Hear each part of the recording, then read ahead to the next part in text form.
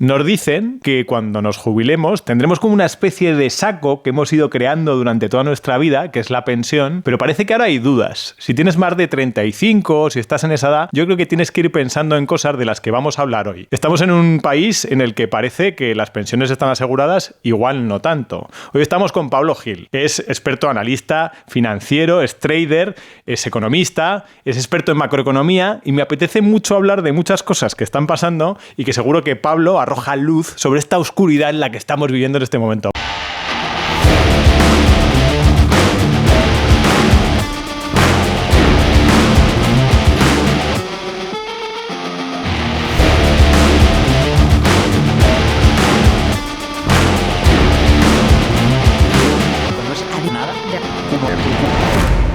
Pablo, bienvenido a Morir de Éxito. Muchas gracias, Michel. Es un placer estar aquí, de verdad. ¿Cuándo deberíamos empezar a trabajar las pensiones? ¿Nosotros vamos a cobrar pensiones? Pues yo creo que el sentido común te dice que no debes fiarte exclusivamente del sistema público. Nadie es un sistema que está quebrado ya, es decir, que ahora mismo hay una transferencia continua de dinero hacia la seguridad social que proviene del endeudamiento, es decir, se emite deuda para poder financiar la hucha de la seguridad social, que está vacía. No aparece vacía porque estamos inyectando directamente dinero todos los trimestres, pero ya no se sustenta por sí solo. Y eso plantea la duda que tú dices, llegaré a los 67 y tendré para cobrar. Bueno, es un colectivo que cada vez va a pesar más a efectos de elecciones. Los políticos no van a dejar que ese colectivo se cabre en su contra, ¿no? Con lo cual harán lo que sea, y lo estamos viendo ahora, por mantener esa capacidad adquisitiva, seguir pagando esa pensión, porque se juegan mucho. Pero eso no quiere decir que sea viable. Entonces yo te diría que lo razonable para cualquier persona con dos dedos de frente es buscar un plan alternativo, digamos, un plan de pensiones privado. No tiene que ser un plan que se esté contratando porque lo hace una empresa, puedes hacerlo tú a nivel particular, ¿no? Una manera de ahorrar e invertir ese dinero con vistas a dentro de 30, 40 o 50 años.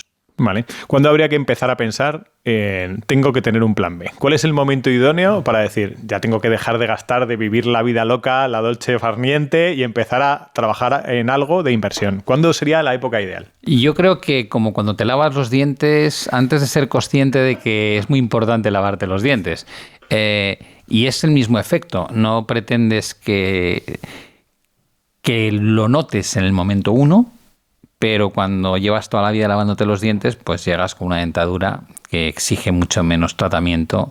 Y esto es igual, si tú adquieres el hábito de destinar un porcentaje, por muy pequeño que sea al principio, lo suyo es que destines, digamos, un 5%, un 10%, algo que realmente sea fácil. Al principio pueden ser cantidades ridículas, que si son 8 euros, que si son 12 euros, que si son 20 euros, pero el hábito es lo que importa. Retiras esa parte, va a parar a una cuenta distinta a aquella que utilizas para tu consumo, tu ocio, tus caprichos, y ese dinero lo vas metiendo en inversiones que al principio no podrás diversificar porque la cantidad será muy pequeñita, pero vas metiéndolo de alguna manera en un sistema de inversión que a medida que va creciendo el capital te permite pues una parte en renta variable, una parte en renta fija, una parte en criptomonedas, y cuando te quieras dar cuenta, a lo mejor llevas 15 años haciéndolo, ya no son 10 u 8 o 15 euros, sino que estás metiendo 100 euros o 120 euros, y la realidad es que, para que la gente lo entienda, si tú haces esto desde los 25 años y fueses capaz, ya sé que esta cantidad con 25 años no es muy realista, pero meter todos los años 5.000 euros, al cabo de la jubilación tendrías más de 500.000. Si lo haces desde los 35 años con las mismas condiciones, hablas de 200 y pico mil. O sea que aquí la clave no es tanto cuánto metes, sino cuándo empiezas.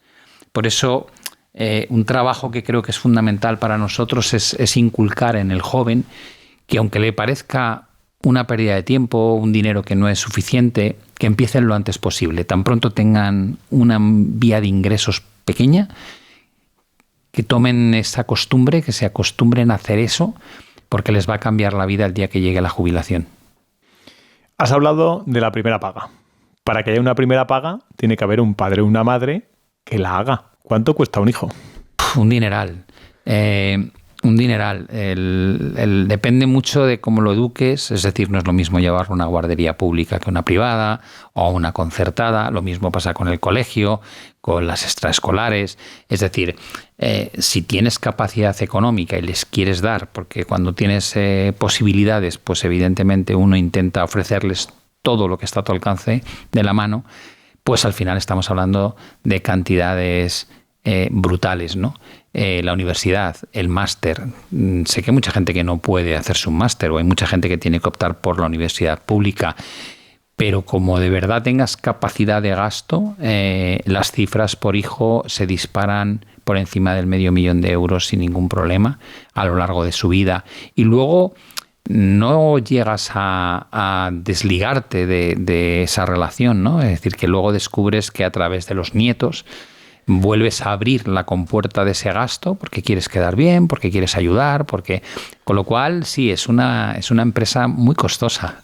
O sea, quiero decir, y lo que decía mi madre, lo importante no es tener un hijo, es la multiplicación. Sí, 1 más 1 no son 2. Es cierto, es decir, yo tengo amigos a lo mejor que te dicen esas cosas cuando eran más jóvenes de, bueno, aprovecharé la ropa del pequeño para el mayor, y yo le miro diciendo, te estás haciendo trampas al solitario, no te digo cómo.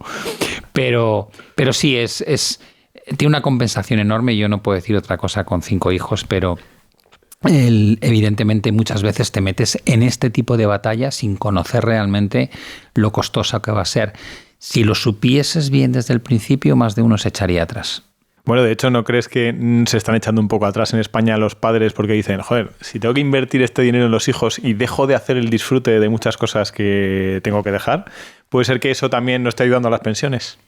Sí, mira, yo tengo los 3 que tengo independizados tienen perro. Y yo a veces hablo con ellos y me río, digo, ¿creéis que es un sustituto? De momento los tratan como si fuesen hijos, que si yo lo dejo que duerma conmigo en la cama, que si, además yo lo veo y digo, o sea, suelta al perro, es un perro, lo llevas en brazos como quien lleva un bebé. Digo, estáis confundiendo los papeles, ¿no? Yo creo que sí, que hay una forma, digamos, de no afrontar a lo mejor. Ellos siempre te dicen, es que no llegamos, es que no podemos, es que no tenemos medios suficientes. Digo, bueno, el dinero es tremendamente elástico, igual que los maleteros de los coches. Yo siempre me gusta usar metáforas y digo, mira, tú vas en un coche que tiene 300 litros de maletero y llenas los 300 litros.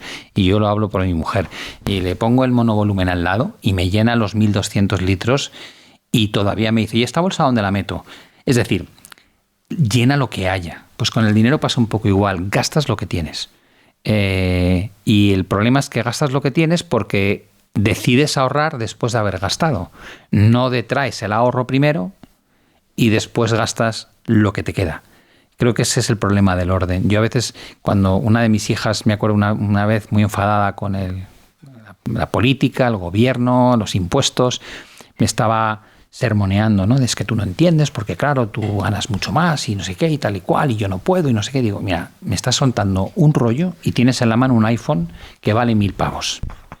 El salario mínimo interprofesional. Digo, bájate ya de este cuento de no puedo, cómprate un móvil de 250, que los hay que están muy bien, y ya tienes 750 ahorrados para, por ejemplo, invertirlos.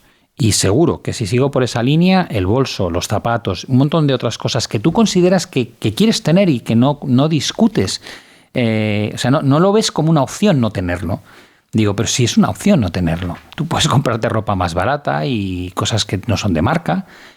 Mira, esto no voy a ser feliz. Digo, bueno, pues depende. A lo mejor descubres que eres igual de feliz sin tener esos caprichos de última moda y has cumplido con el objetivo número 1, que es vivir más desahogado, tener un ahorro determinado, algo que te permita un colchón de emergencia por si surge un problema y no tener que llamarnos para pedirnos dinero. Entonces yo creo que en la mentalidad de todos nosotros, porque hemos pasado por ahí todos, hacemos mucho eso de la trampa al solitario, de es que yo no puedo. Digo, bueno, hay gente que no puede, hay gente que de verdad te das cuenta que no llega, porque es que materialmente con lo que gana y las cargas sociales que tiene, no llega. Pero hay un segmento muy grande del no puedo, te digo, no puedo, no, es que lo haces mal, es que no te organizas. Yo recuerdo cuando empecé a trabajar con 20 años, tenía compañeros que decían, bueno, pues yo quiero una casa, yo vivía bien con mis padres, yo quiero una casa tipo chalet. Y se iban a Villalba, te hablo de hace 50 años, que estaba a hora y media de Madrid en coche. Y me decía, no, sacrificó hora y media. Y yo digo, ¿tú te crees que en hora y media de distancia no encuentras posibilidades de pisos a buen precio? A hora y media de Madrid, te aseguro que lo hay. Uno de mis hijos vive en Cuenca y paga 500 euros de alquiler. Y es un piso bastante majo. Y dice, ¿pero está en Cuenca? Digo, no, está en un pueblecito cerca de Cuenca, claro. Digo, está haciendo un sacrificio en distancia, en menos... estar menos cercano al centro urbano, pero a cambio paga poco y tiene 2 perros y tiene el campo al lado. Pues bueno, es que parece que eso se nos ha olvidado que es una opción. Ahora queremos vivir como nuestros padres, es decir, casi mantener el nivel de vida después de salir del nido. Y claro, dices, no llego. Digo, no, lógicamente, claro, es que nosotros hemos llegado ahí después de 30 años de currar como bestias.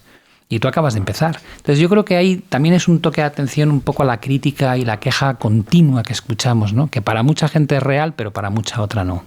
Hablar de una palabra que es sacrificio. Ahí hemos perdido un poco la esencia de esa palabra. Hemos visto ahora, parece que tenemos lo que decías, que tenemos que tener una vida ya acomodada a lo que tenían nuestros padres cuando hemos salido del nido y tenemos que tener ese estándar de vida. Y yo creo también esto de la organización y el ahorro tiene que haber con un diálogo interno con tu ego de decir, hostia, acomoda esto a otras circunstancias y empieza a construirte tú como persona. Mira, cuando nosotros que hemos vivido la época de nuestros padres, ¿no? Que era una generación... Mi padre trabajaba con 14 años en una fábrica, ¿no? Y me acuerdo que cuando todavía tiene 94 y a veces conversaciones muy interesantes que le digo, bueno, ¿y qué aprendiste, mi hijo? ¿A lo que aprendí de la fábrica? Lo que no quería hacer en mi vida. O sea, dije, esto es un horror. O sea, venir aquí a trabajar con el frío que hace... dice, te salen sabañones, esto es lo que sea, me da igual lo que tenga que estudiar, a donde tenga que ir, sé que esto no lo quiero para el resto de mis días, ¿no? Pero claro, 14 años, una fábrica, tú pones a un crío de 14 años a trabajar en una fábrica y probablemente tienes una denuncia por maltrato infantil al día siguiente. Cuando nos íbamos de viaje nos metíamos mis 2 hermanos, yo, mi abuela, el canario, el perro y mis padres en un 600, que ya hay veces... Sin cinturón. Y a veces lo veo y digo, no cabe. Y entonces mi padre me dice, bueno, claro, no cabe, pero es que la abuela llevaba a uno de los críos encima, tu hermano mayor llevaba al otro, el perro iba metido debajo del asiento, como quien dice... Ahora ves esto y dices, estos coches, ¿no? Que son gigantescos de 5 metros y hay un niño atrás, ¿no? Nos hemos acostumbrado a un nivel de bienestar que es una locura, sobre todo si lo comparas con la generación de nuestros padres o la de nuestros abuelos, ¿no? Y nadie parece cuestionar ese nivel de bienestar, de decir, oye, ¿qué comían ellos? ¿Cómo viajaban? ¿Dónde vivían? ¿Qué tenían en casa? ¿Qué calidad de vida tenían dentro de casa? Entonces, bueno, como siempre construimos hacia arriba, como siempre queremos estar mejor de lo que estaban los de antes, una de mis hijas que se independizó me dice, no, yo me he ido al extrarradio para que sea más barato. Digo, bien pensado, ¿dónde? Coslada. Digo, eso no es el extrarradio, joder, estás dentro de Madrid, tía. ¿Qué me estás contando? Claro, entonces, y tienen 2 coches. Y digo, claro, cuando oigo la queja, digo, tenéis un coche tú, otro tu pareja, no tenéis hijos, tenéis un perro y tenéis una casa que os habéis comprado nueva, ¿no? De segunda mano. Digo... ¿vives fuera de la realidad? ¿Qué haces quejándote?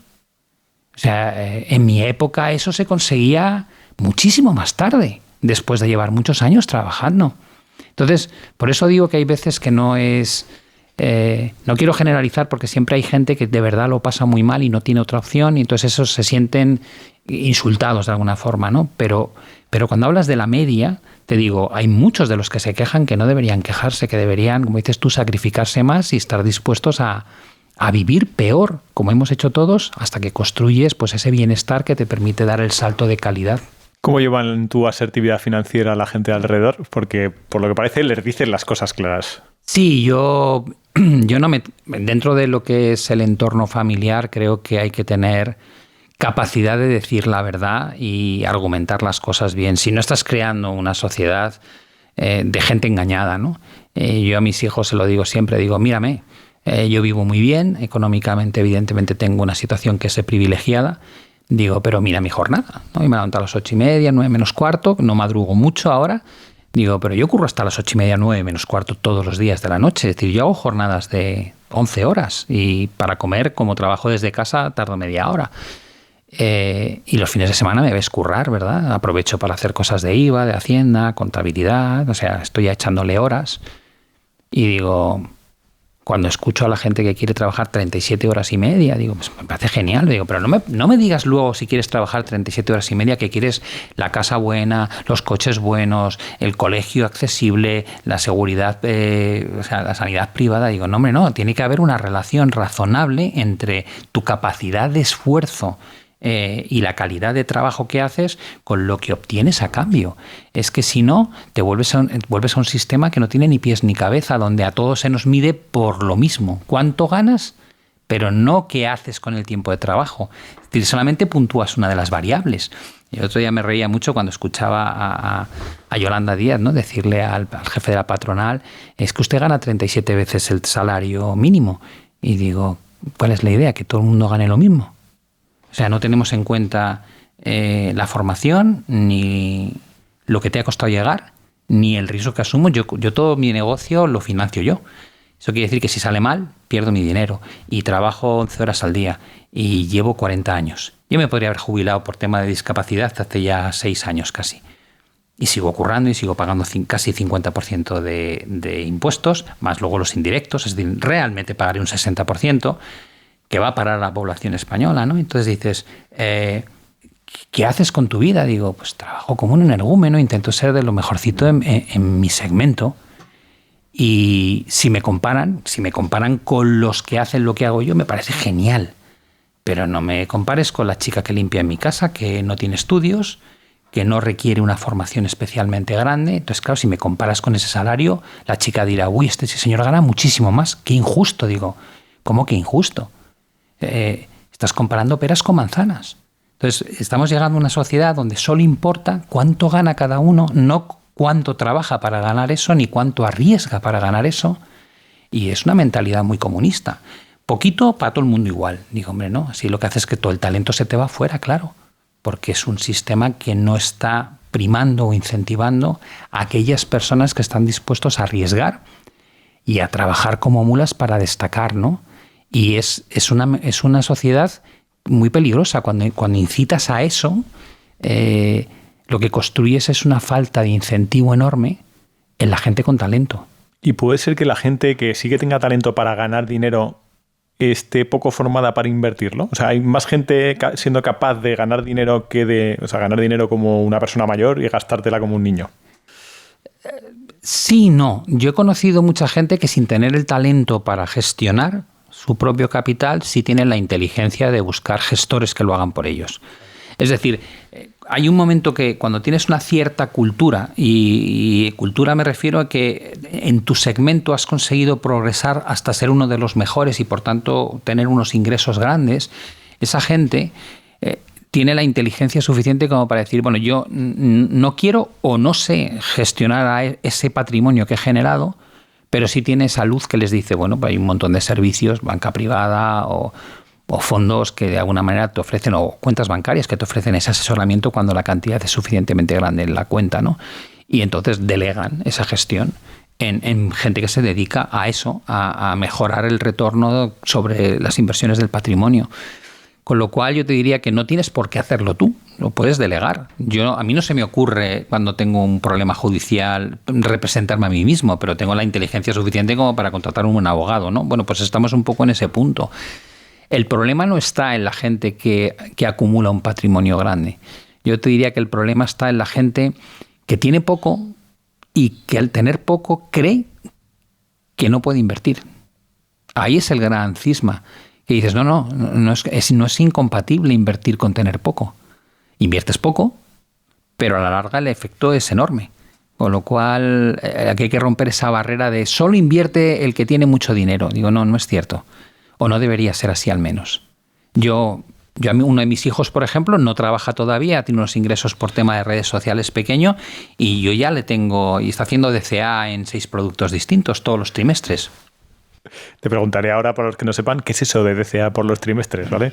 Pero tú tienes un para qué, es decir, tú me decías, yo le meto 11 horas, o sea, trabajo media jornada, de sol a sol, hago media jornada, hago 11 horas diarias, le dedico sábados y domingos a hacer cosas, pero ¿cuál es tu para qué? O sea, ¿para qué lo haces?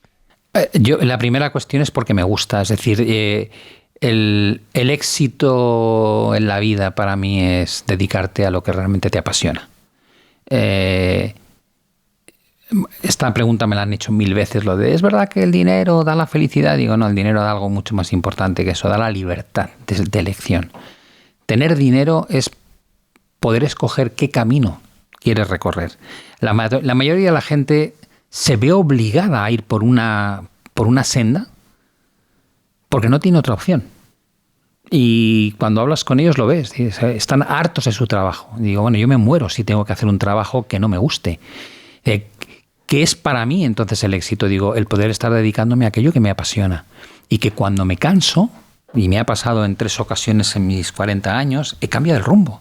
O sea, yo me acuerdo de la conversación con mi padre, me decía, pero ¿cómo vas a dejar el fondo? O sea, un fondo de $500 millones, pero tú estás loco, con el dinero que ganas ahí tal y cual. Digo, ya, pues es que ya vivo siempre estresado, ¿no? Ya no disfruto, ya no... Ha llegado un punto en el que me he dado cuenta que he convertido el año bueno en lo que tiene que ser y el año malo me genera una ansiedad enorme, una frustración enorme. He acabado yendo a un psicólogo, digo, y entonces en ese periodo de psicólogo lo que llega un momento en que dices, no lo quieres reconocer porque es durísimo, pero lo que te invita al psicólogo, que no te lo dice él, sino que espera que tú llegues a la conclusión es, déjalo.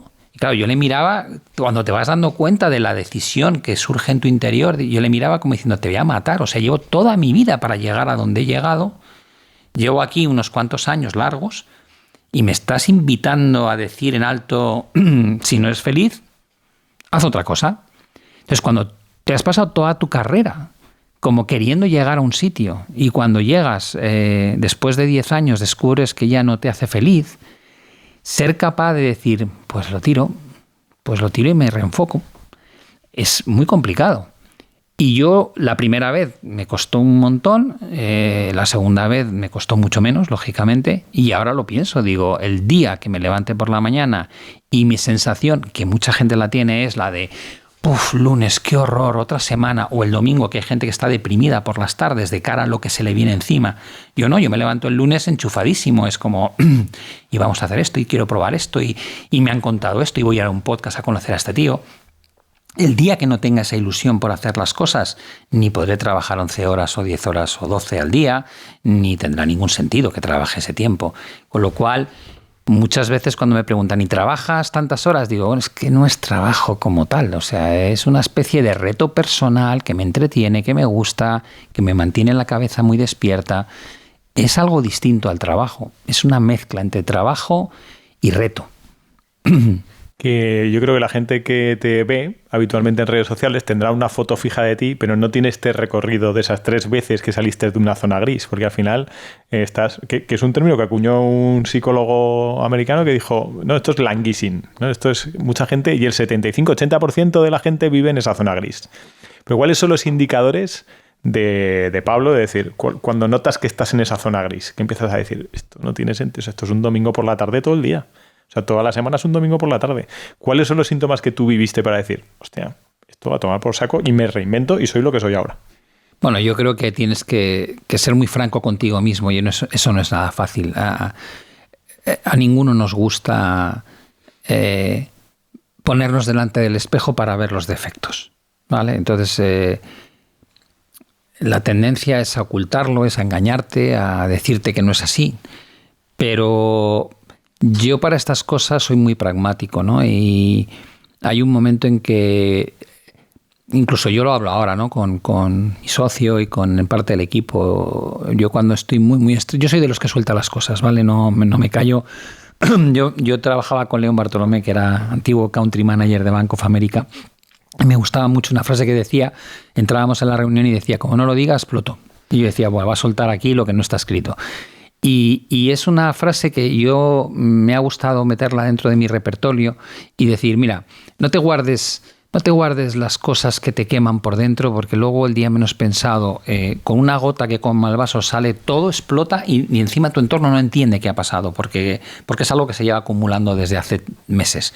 Entonces yo muchas veces les digo, mira, por aquí no vamos bien. Yo estoy muy estresado, me empiezo a cabrear cada 2x3, estáis ordeñando la vaca en exceso. Y bueno, si seguís a este ritmo, va a dar mucha leche durante 2 años y dentro de 2 años va a pegar una coz y va a decir, se ha acabado todo. Yo me jubilo, vivo con lo que tengo muy bien y tal. Entonces, es un toque de atención muchas veces para decir, hay que bajar el ritmo, esto hay que dosificarlo para que dure. Y ese acto en sí, de saber cuándo estás pasando por la línea de sobrecalentamiento, también te ayuda a entender si es un sobrecalentamiento temporal o si ya te has metido en un sobrecalentamiento continuo, ¿no? Si es continuo, tienes que dejarlo. Es decir, cuando tú detectas que no es una mala racha, que no es porque tengas una carga de trabajo que se concentra mucho en un par de meses, pero luego ves que otra vez te relajas, que vuelves un poco a tu ser, que disfrutas. Si no consigues ver esa vuelta a la normalidad, sino que te mantienes continuamente en el nivel de estrés, probablemente ya has pasado el punto en el que tendrías que haber levantado la mano y haber dicho, voy a cambiar, voy a hacerlo o de otra manera o lo voy a dejar de hacer y voy a hacer otra cosa distinta, ¿no? Creo que para mí al menos es lo que funciona. Y estoy muchas veces cruzando la línea roja y muy pendiente de si soy capaz de rebajar y volver a la zona de confort, a la zona en la que me encuentro tranquilo, que para muchos sería una barbaridad. A lo mejor para mí tranquilo es trabajar 9 horas al día y solo 3 horas los fines de semana, ¿no? Y alguien dirá, ¡buah, qué locura! Digo, bueno, yo con eso convivo muy bien, ¿no? No tengo problema. Estábamos hablando antes de la inversión, del ahorro y la capacidad de manejar tu ego. ¿A las personas inmaduras les cuesta más invertir? Sí, pero porque les cuesta muchísimo generar el mínimo ahorro necesario para poder invertir, ¿no? Yo creo que la gente inmadura no se plantea muchas de las cosas que hemos dicho al principio, de esto es un hábito que estás obligado a adquirir, ¿no? El inmaduro realmente satisface sus deseos primarios a la primera de cambio, ¿no? Y eso hace que no puedas planificar prácticamente nada. Lo que tienes lo gastas. Y a veces lo gastas en cosas absurdas simplemente porque lo tienes, ¿no? Y a veces digo, fíjate lo ridículo que resulta que hay veces que gastas mientras tienes. Y en el momento en que dejas de tener, dejas de gastar y te digo, vale, pues si simplemente le quitas un 10% a lo que tienes, gastas todo menos un 10% y ese 10% lo inviertes. El proceso es el mismo de siempre, no va a cambiar tanto. La única gran decisión es en el momento en que cobras, tienes una transferencia automática, por ejemplo, a una cuenta que no puedes tocar y ese dinero ya está en ese colchón de seguridad, ese colchón para invertir o para lo que necesites. El inmaduro yo creo que no reflexiona tanto, simplemente se deja llevar por instintos primarios. Un momento de atención. ¿Quieres echarme una mano y seguir viendo gente como esta en el canal? Si quieres que siga trayendo invitados como el que estás viendo, interesantes y que te expliquen cosas sobre cómo no morir de éxito, suscríbete al canal, es gratis. Vamos a hacer un tránsito que van a ser 2 cosas que van a suceder ahora en este tiempo que queda, que vamos a intentar analizar cómo invertir como en décadas, pero empezando desde los 0 años, de 0 a 10, 10, 20, 20, 30... Y después vamos a dar un repaso a lo que está pasando en el mundo y cómo nos puede afectar al común de los mortales, ¿vale? Pero primero, vamos a pensar, yo tengo un ahijado que le regalé unas acciones de Nike y pronto me di cuenta que tenía que cambiar a un fondo indexado. Y se lo cambié rápidamente a mi ahijado y poco a poco le voy haciendo cosas que no hago ni con mis hijas, que les debo el regalo, que es ir metiéndoles un dinerito en un fondo indexado de vez en cuando. De 0 a los 10 años... ¿qué habría que hacer? Yo te diría que ahí el padre que quiere dar a sus hijos una base financiera... lo que tiene que hacer es abrir una cuenta a nombre de esas personas, que evidentemente tú aparecerás como titular porque son menores de edad, pero bueno, puede ser una cuenta donde aparecen 2 titulares y vas destinando una cantidad fija todos los meses, trimestres o al año, da igual, no tienes por qué hacerlo todos los meses. Y ese dinero lo vas a empezar a invertir en productos de bajo riesgo, y cuando digo bajo riesgo no quiere decir que no tengan riesgo, simplemente que a largo plazo tienen una tendencia al alza casi garantizada. Y aquí entramos en el primer concepto que es crucial. Cuando hablamos de la bolsa, siempre se dice, la bolsa sube a largo plazo, siempre. Te digo, bueno, en el muy largo plazo sí, es decir, tú puedes tener un periodo de 10, 12, 15 años en los que la bolsa no sube. La bolsa americana en año 2014 no subió. Estuvo en rangos y encima sufrió 2 correcciones de más de un 50%. Pero si lo alargas, si te vas a 30, 40 años, dices, siempre sube. Digo, bueno, la bolsa japonesa desde el año 89 hasta 2025 no subió, se quedó igual. Pero cuando te vas lo suficientemente largo en el tiempo, dices, entonces sí se da. Digo, sí. ¿Porque la bolsa siempre es buena? Digo, no, porque la bolsa refleja lo mejor de cada año. Es decir, tú miras el IBEX 35, que es la bolsa española, y son las 35 acciones más las que más capitalizan, que son las que mejor lo están haciendo en bolsa. Y dices, ¿qué hace el índice? Saca las malas y las sustituye por las buenas. Telefónica en el año 99 era la compañía que más pesaba en el IBEX. A día de hoy pesa mucho menos.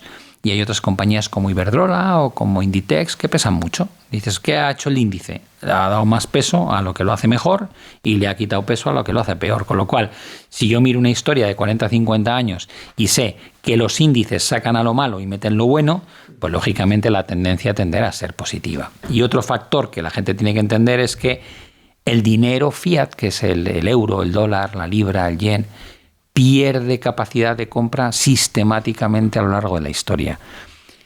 ¿Cómo lo sé? ¿Cuánto ganaba tu abuelo? ¿Cuánto ganaba tu padre? ¿Cuánto ganas tú? Es decir, hablamos de los abuelos, los bisabuelos, hablábamos de término que no nos van a entender los jóvenes, perras gordas, ¿no? Eran unidades, fracciones, milésimas partes de un euro.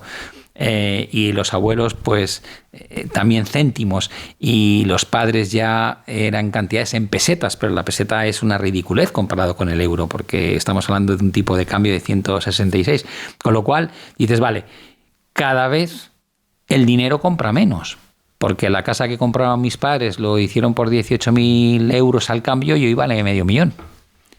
Y dices, joder, entonces el dinero ha subido mucho la casa. Digo, no, es que el dinero ha perdido valor.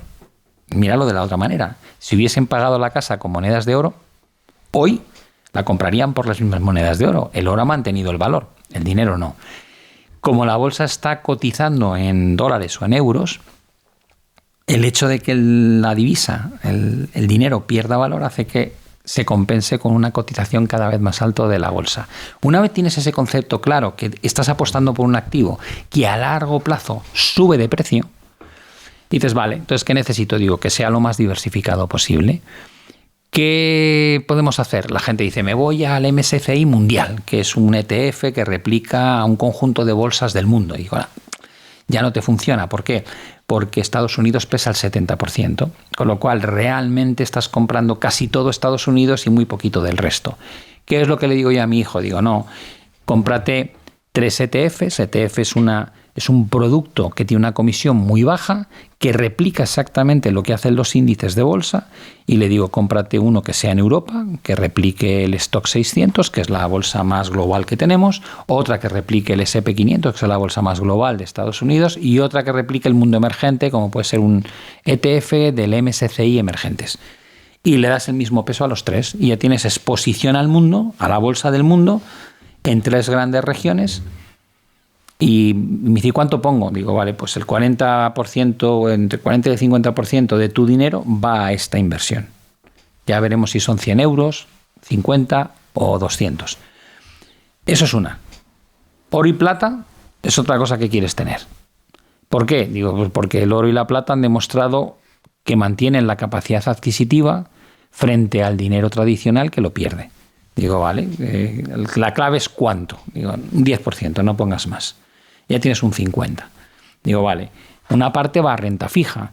La renta fija no la puedes comprar siempre. Renta fija son letras o bonos. ¿Por qué no puedes comprarlo siempre? Digo, bueno, pues porque tuviste los tipos de interés al menos 0,50 durante muchos años en Europa, lo cual quiere decir que no te pagaban nada por comprar la deuda. Pero cuando la deuda pagaba un 3,5, ahora está la deuda a largo plazo pagando un tipo de interés alto, puedes meter un componente de deuda que es una inversión con poquísimo riesgo, pero que no te da mucha rentabilidad. Digo, ya, pero protege de la inflación, de la pérdida de la capacidad adquisitiva del dinero. Y ya tienes un componente que puede ser otro 40%. Y dices, ya estás en el 90%. ¿Qué hago con el 10% restante? Digo, pues prueba inversiones, por ejemplo, inmobiliario. Y yo le metí en financiar a promotores inmobiliarios a través de una plataforma que puedes hacer aportaciones de 250 euros. Y ya estás expuesto al mercado de bienes raíces. Y esto lo tiene automatizado. Él tiene que tener el dinero en la cuenta cuando llega el momento de invertir, y cada X tiempo se produce esa inversión de forma automática. Y él estudia medicina, no está pendiente de las... Bueno, lo mira. Porque da gustillo o no. Efectivamente. Jolín, vaya aguantazos ha dado. Yo le dije, pues mete un 2% en criptomonedas, en el caso este era Bitcoin, para tener ya la pata que faltaba. Y sí, lo mira y tal. Joder, me he forrado 26%. Digo, es para la jubilación, tío. Tienes 24 años recién cumplidos. Digo, ¿dónde vas? 75, fíjate si te queda. Pero ya está en ese hábito. Y son cantidades pequeñas. Y yo le digo, y cada año revisas lo que ingresas y ajustas el importe al porcentaje de lo que ingresas. A medida que te vaya yendo mejor, harás aportaciones más grandes. Y cuando te quieras dar cuenta, habrá ahí un colchón enorme que va a crecer mucho más de lo que te puedas imaginar, que te va a dar muchas alternativas. Llevarlo a la jubilación es una. Para un momento en que necesitas una emergencia, está genial tener ese dinero. Para otra inversión que a lo mejor te parezca muy interesante, quieres montar tu propia clínica, pues tienes ahí un fondo de reserva enorme. Y creo que esta es la forma. Entonces, cuando tienen de 0 a 10, como tú dices, ese papel lo tienes que jugar tú. Ellos no tienen los conocimientos ni la capacidad de entendimiento a lo mejor para adquirir eso. Pero luego de los 10 a los 20 es donde tienes que hacer la transferencia de conocimiento del por qué estoy haciendo esto contigo desde que naciste, por qué tienes que aprender a hacerlo conmigo en paralelo, explicarle qué va a conseguir para que haya un incentivo.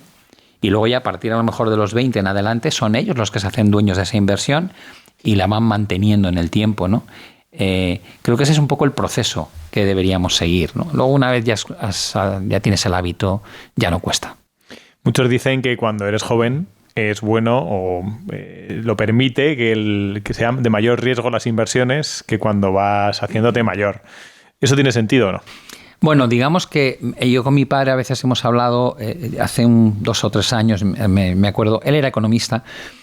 Y yo me reí mucho porque un día hablando de, no, es que tengo aquí estas inversiones, no sé muy bien si tal cual. Digo, bueno, yo creo, y me dice, pero tú a largo plazo, y claro, yo me le quedé mirando y digo, papá, tienes 92. O sea, perdóname, no quiero faltarte al respeto, pero tú no tienes largo plazo. O sea, cuando hablamos de largo plazo, yo hablo con mis hijos largo plazo 20, 30 años.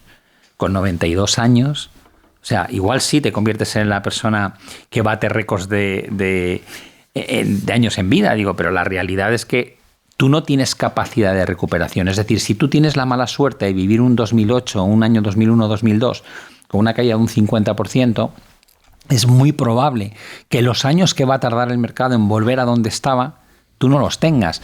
Entonces, igual que a mis hijos les digo, no, tú olvídate, ni timing, o sea, tú no haces gestión de dónde hay que entrar y dónde hay que salir. Tú directamente vas metiendo, eso es el concepto de DCA que me decías antes, tú vas metiendo una cantidad fija todos los meses, trimestres, dependiendo un poco de lo que hayas decidido, lo vas metiendo con independencia de lo que hace el mercado. Cuando el mercado baja, como compras siempre la misma cantidad, compras más acciones o más títulos. Cuando está arriba compras menos. Y olvídate, tú dedícate a la medicina o la otra a temas de diseño de interiores o el informático a lo suyo. Digo, y olvidaos del mercado. Yo vivo de esto, pero vosotros no. Ese hábito hará que cuando esté bajo el mercado compréis mucho y cuando esté alto compréis menos. Pues perfecto. Para mi padre, que no tiene capacidad de recuperación, yo les digo, hombre, tú tienes que hacer lo que llamamos preservación de capital.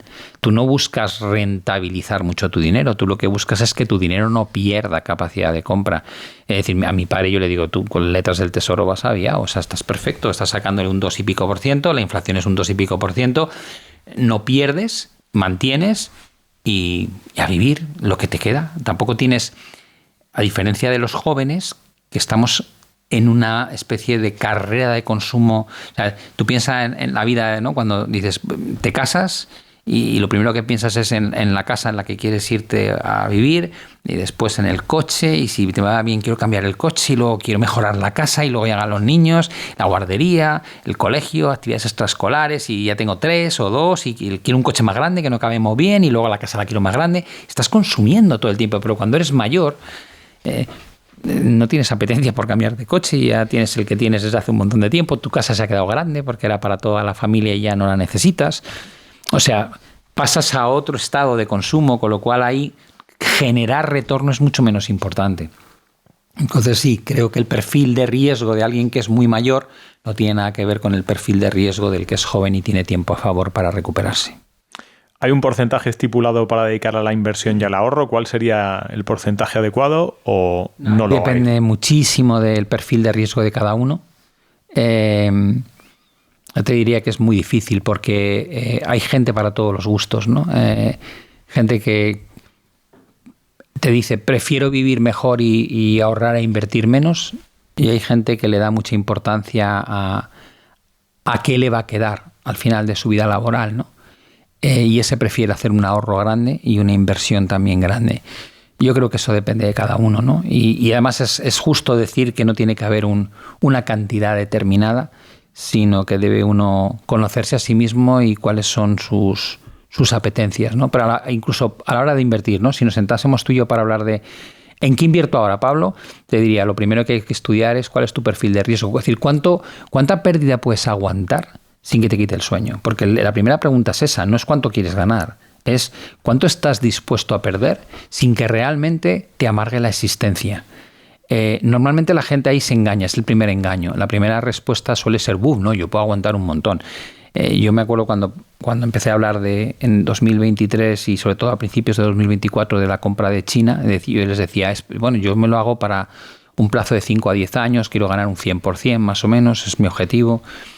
Y mucha gente de la que me sigue en redes, yo también lo quiero hacer, Pablo, qué buena idea, sí, me has convencido, tal. Me compró, mucha gente compró, subió un 40% en 2 meses. La gente está eufórica, esto va con un tiro, tal, no sé qué. Cuando luego bajó y casi del 40% casi dejó de generarse ganancia, o sea, casi volvió al punto de entrada, ¿no? Todo lo que yo recibía era, ¿estás seguro que esta inversión es buena? Tal. Y no perdían, simplemente habían estado ganando y ya no ganaban, ¿no? Y sigues convencido, tal, porque es que he leído, todo era así. Y cuando volví a repuntar, joder, esto es la bomba. Y yo decía, no sé cómo aguantan este subidón y este bajón de adrenalina continuo en el cuerpo. Y yo le digo, 5 años, han pasado 5 meses. Cuando llegamos arriba, llegó al objetivo y dije, yo me bajo. ¿Pero por qué te bajas? Digo, estamos en lo mejor, joder. A mí me han dicho que ahora Alibaba va a irse a no sé dónde y que Baidu no sé qué iba a romper y tal. Digo, me parece genial. Este que te está diciendo eso es el que te decía cuando estaba abajo del todo que se iba a la mierda. O sea, ponlo en contexto. No lo sé, es muy difícil, ¿no? Y yo creo que la gente trabaja con la idea del largo plazo, pero realmente no interioriza lo que es el largo plazo. Luego viven sujetos a las redes, a los comentarios, a la prensa, a los titulares. Es muy difícil ser un buen inversor a largo plazo. Por eso siempre he dicho que hay un debate sobre mejor bolsa o inmuebles, ¿no? O la casa. Y siempre digo, a largo plazo la casa.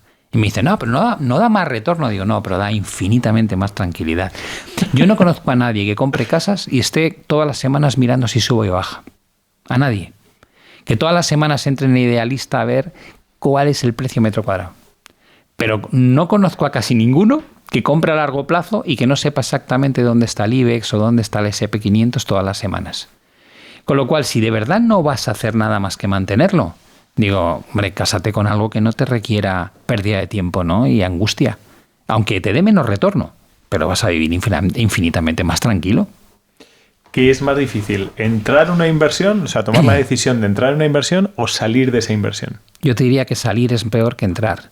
Porque cuando entras no hay resultado. O sea, tú ni ganas ni pierdes. Estás iniciando. Cuando sales, o estás perdiendo o estás ganando.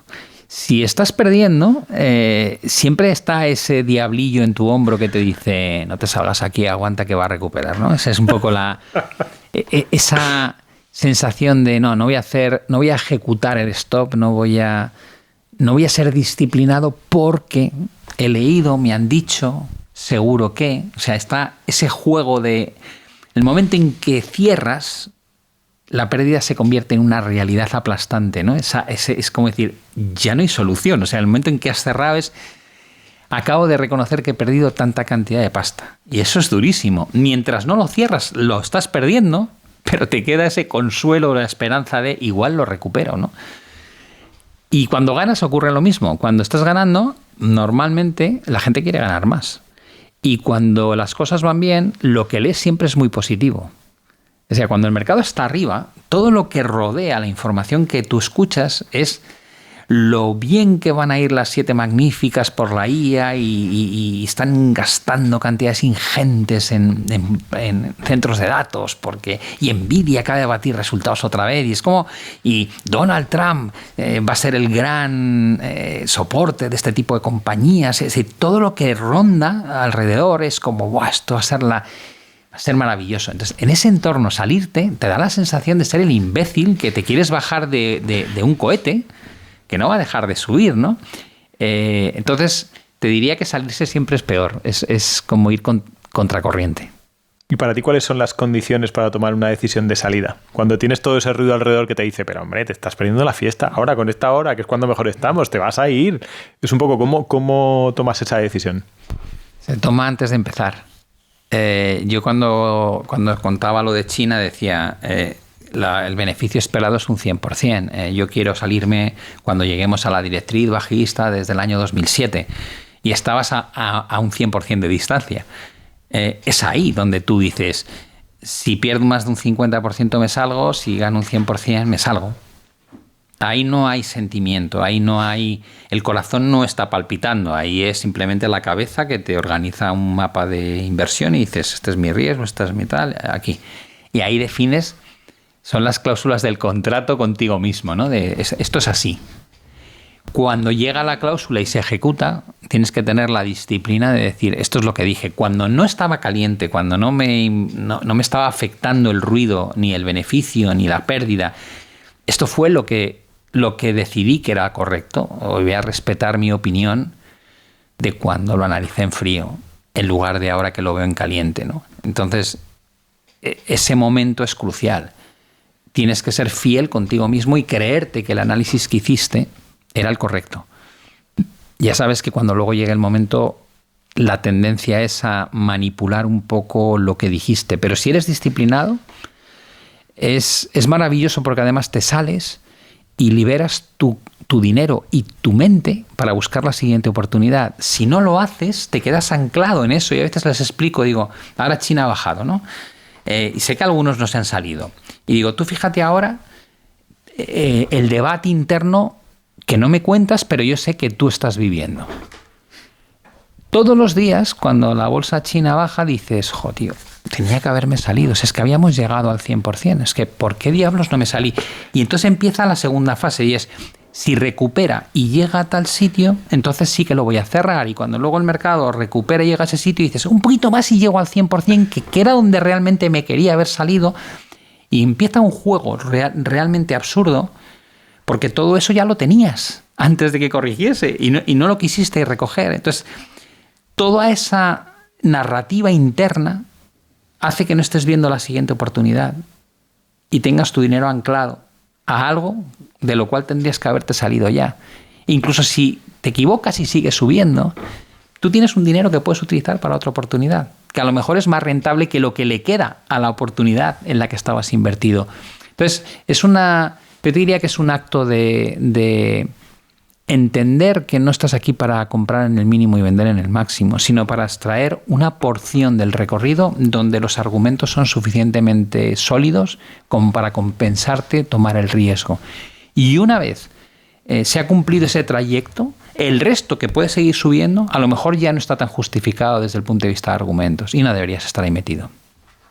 Has dicho dos palabras que no están de moda. Has dicho antes sacrificio, ahora has dicho disciplina. Creo que se está yendo gente del podcast, esto no puede ser. Y me decías también sobre entrar y salir, o sea, los máximos y los mínimos. Esto nos sirve un poco también en la vida. Es decir, tú tienes un dinero que transformamos en tiempo y el tiempo lo inviertes donde tú quieres. Es decir, ¿tienes que ir siempre también a máximos y a mínimos o tienes que ir con objetivos de entrada y de salida a las cosas? No, mira, yo tengo algunas lecciones que me repaso mentalmente. Yo creo que es muy bueno autoauditarte cada poco tiempo. Yo me obligo a hacer como dedicar unos segundos todas las noches y esto parece un poco absurdo, pero a veces me meto en la cama y pienso, ¿lo he hecho bien? O sea, ¿he actuado correctamente? Es un poco como decir, ahora que yo soy mi juez y no hay nadie más, sino hay que decir esto en alto, qué podía haber hecho mejor, dónde me he colado, qué quiero corregir para el día siguiente. O sea, hay como hay veces de, ojo, esta llamada de teléfono me ha puesto los nervios, qué mal he reaccionado, o la bronca que he echado a alguien no me he pasado porque le he cargado con un exceso de estrés que yo tenía. Hacer ese análisis creo que es muy importante, porque es lo que te ayuda un poco a no perder el norte. Y luego hay una cosa que a mí me ha ayudado muchísimo y es... yo jamás revoluciono mi vida en términos materiales al máximo. Es decir, yo me acuerdo, yo tenía un sueño que era comprarme un Porsche, ¿no? Cuando empecé a trabajar con 20 años. Yo entonces quería un 944, claro, el coche que había, la referencia que había en aquel momento, el 911 estaba fuera completamente de mi alcance, pero yo me acuerdo que decía un 944. Bueno, cuando me acabé comprando un Boxster, que era en la época mía la gama de entrada baja, ¿no? Y me acuerdo que cuando lo compré, estábamos en el fondo, ganábamos mucho dinero y mucha gente me decía, ¿y el salto al 911? Y yo decía, ¿para qué? Me decían, joder, el 911 Carrera, el tal, el turbo, la bomba. Y digo, si yo con mi coche no soy capaz de sacarle más del 60% de lo que da el motor. O sea, sé que el coche va infinitamente mejor que yo. ¿Para qué diablos quiero un coche con 100 caballos más? Me compré la casa que tengo, también hace ya muchos años, y mucha gente me decía, ¿y no has tenido la tentación de irte a la finca con los futbolistas o comprarte un barco? Digo, no, para nada, estoy genial en mi casa, o sea, no tengo la necesidad de hacer una persecución material de objetivos mejores de los que ya he adquirido si no necesito esos objetivos, ¿no? Entonces, cuando tú no estás viviendo en el límite de lo que te permite tu presupuesto, sino que vives con un colchón enorme, es una sensación súper agradable, porque cuando luego surgen oportunidades de inversión, tienes mucho capital que puedes aprovechar para invertir, o si tienes una necesidad, o tus hijos quieren de repente 3 hacer un máster en el extranjero que cuesta una pasta, tienes el dinero para poder pagárselo. De alguna manera, yo sí he vivido con mucha gente de mi entorno que era una especie de lucha continua por llegar más alto y mostrar que habías llegado más alto, ¿no? Es como típicas conversaciones de ¿qué reloj llevas? Digo, una Amazfit de 50 pavos. Me da la hora. ¿Qué dices? Digo, pues mira, funciona genial. Y cuando salgo con la bici y tal, con la handbike, me da pulsaciones, distancia y tal y cual. No, es que yo quiero un Rolex, digo, pues genial, me alegro mucho por ti. Yo no... Mi cuerpo no me lo pide, ni eso, ni ropa especialmente cara. O sea, tengo esa suerte de que no busco el materialismo sistemático porque te lo puedas permitir simplemente. Hay cosas que sí me gustan y ahí evidentemente me gasto el dinero, pero no le pego a todo. Hay gente que le pega a todo, que es como restaurante, ropa, accesorios, coche, casa, barco. Y digo, madre mía, esto es un horror. Pues como que nunca vas a llegar, ¿no? Yo ese problema no lo tengo, gracias a Dios. Antes comentabas las típicas trampas al solitario que se hace el inversor novato de decir, hostia, estoy perdiendo, me quedo a ver si llega al 100% del objetivo, tal, pero lo contabas como si te hubiera pasado alguna vez. Hombre, claro. Claro que te pasa. Es decir, otra de las cosas que aprendes después de 40 años es que no tiene ningún sentido tapar los errores. De los errores se aprende mucho y de compartir los errores, la gente puede aprender un montón de cosas, ¿no? Hostia, esto es importante porque en inversión es verdad que tienes la tendencia de decir, hombre, la he cagado y he perdido no sé cuánto. Sí, yo me salí un poco antes, yo tal. Y empiezas a contar milongas que dices, pero tío. Yo muchas veces me gusta decir, la mitad de las veces no sale bien. Y te dicen, ¿cómo? Digo, sí. ¿Qué paquete? Falla la mitad de las veces. Te lo dice al revés, ¿no? O sea, más de uno me ha dicho, ¿qué paquete? Para eso no hace falta estudiar. Ni digo, bueno, pero la diferencia es que cuando acierto gano 4 y cuando pierdo 1. Entonces, si la mitad de las veces acierto y gano 4 y cuando pierdo 1, pues tú fíjate, calcular, ¿no? 5 por menos 1, menos 5 y 5 por más 4, 20. Pues patrimonio más 19, ¿no? Y dices, sí, acierta la mitad, pero claro, esto no es como uno pensaba. Y dices, bueno, es que esta es la realidad. Es que cuando tú oyes esas frases que the trend is your friend, que se dice mucho en el mundo anglosajón, ¿no? De la tendencia es tu amiga, deja correr las ganancias y acota las pérdidas lo antes posible. son frases hechas que luego hay que saber aplicar, ¿no? Está bien, que ¿no? la gente no sabe. La gente normalmente la pérdida la mantiene en la cartera porque no quiere reconocer que está perdiendo y la ganancia le quema en las manos. Parece mentira, pero hay mucha gente que le ocurre. Que en cuanto empieza a ganar, ay, es que no quiero que se me escape este beneficio y lo recoge muy rápido y luego en la pérdida le puede estar quemando la cartera y no lo cierra, ¿no? Entonces, reconocer que muchas veces no sale mal, a mí me parece que no es ningún problema. Yo cuando hablo con mis usuarios, que tenemos una membresía que se llama Seminarios y decimos, pues esto tiene buena pinta, esto podría ser interesante y sale mal, yo el hincapié que hago es, digo, ha salido mal, ¿vale? ¿Cuánto has perdido? ¿Un 1,5%? Digo, eso no es nada. Si no lo hubieses cerrado, porque yo sé que hay gente que no lo cierra, digo, si no hubieses cerrado ya estarías perdiendo un 4. Y sobre todo estarías dándole vueltas a juego, como pierdas este nivel. Por si acaso te está pasando, no te lo digo Claro. por si acaso, ¿eh? Entonces yo no oculto la pérdida, es decir, no, digo, sí, no pasa nada, y en esta otra ganamos un 16%. Y pues esta es la idea. Sale bien, ganas mucho, sale mal, lo detectas, lo cortas y punto. Es que es así, es que el mundo de la inversión es así, que nadie se engañe. Esto de esta vendehumos que ves en internet, de que solamente hablan de los éxitos que tienen, de lo bien que les va todo, digo, pues tíos, encantado, llevo 40 años, he conocido traders espectaculares en Goldman Sachs, en Morgan Stanley, en UBS, en Banco Santander, en BBVA, en todo tipo de bancos, en HSBC, y todos perdían en muchas ocasiones, no pasaba nada. Y nos íbamos al bar a tomar una copa y el comentario es, joder, qué puta semana he tenido, macho. Es que no me puedo creer lo que me ha pasado aquí y aquí y aquí y con esta intervención. Y hablábamos de las cagadas. Porque es como te desfogas. Joder, pues a mí esa también me pilló. Es que, macho, la verdad es que la intervención de la Fed, ¿en qué momento ha salido? O sea, hablábamos de eso, no de los aciertos. En el mundo profesional. Te vas al mundo de los no profesionales y no haces más que ver anuncios de lo bien que lo han hecho, esta operación que he ganado. Digo, perdona, mostrar una operación buena a todo lo pasado es muy sencillo. Abro una compra y abro una venta al mismo día, espero una semana y enseño la que ha funcionado. Que es así de sencillo.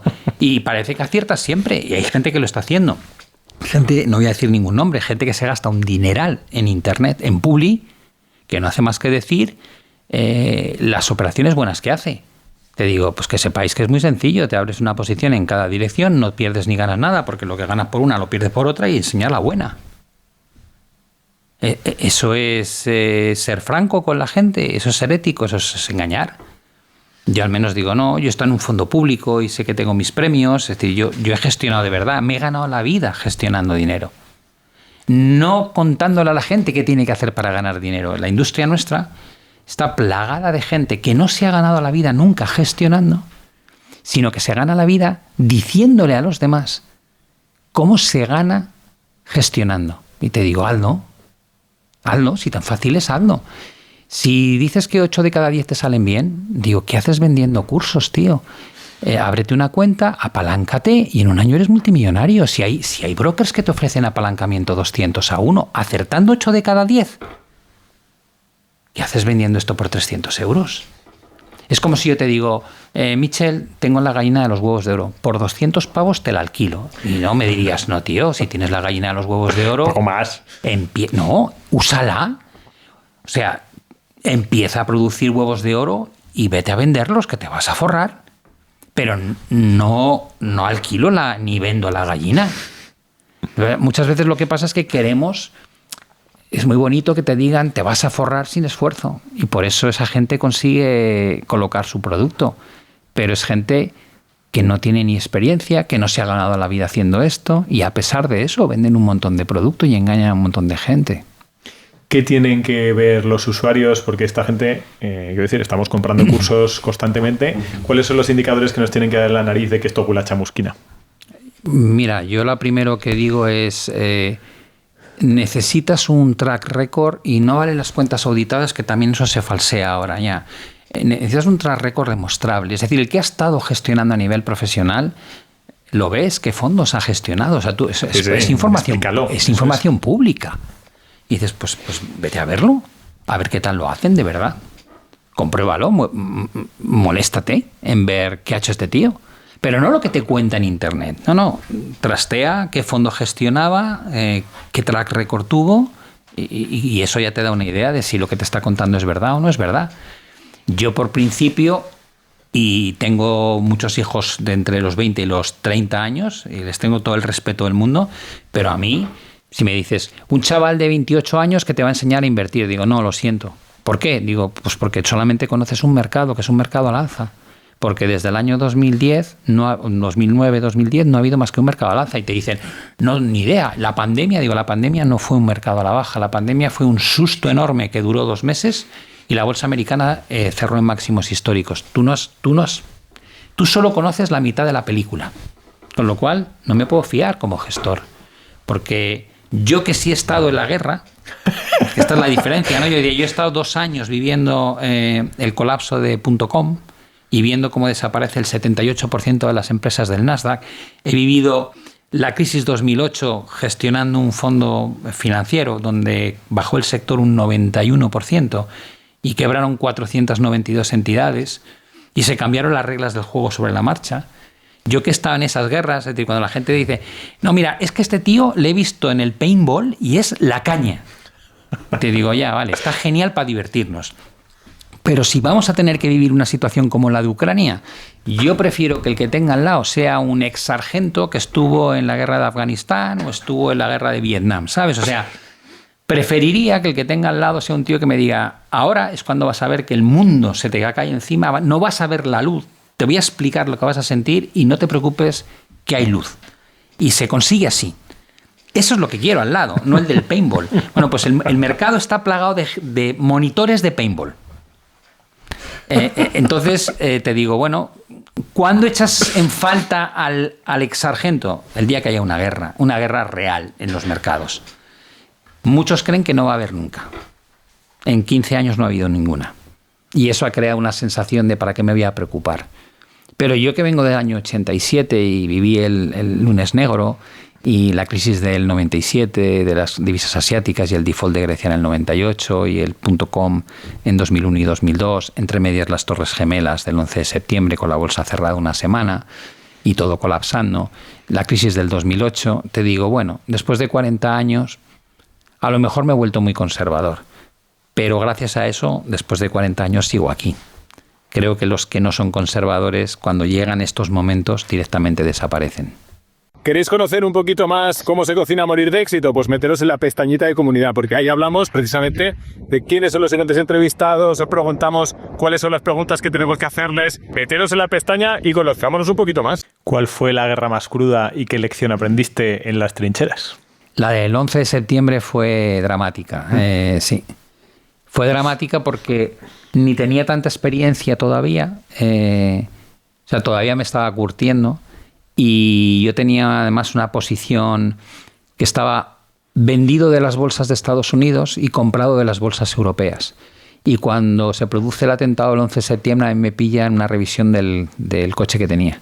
Y me acuerdo que estaba en un taller de mala muerte y oigo por la radio, una radio esas de las de antena y tal.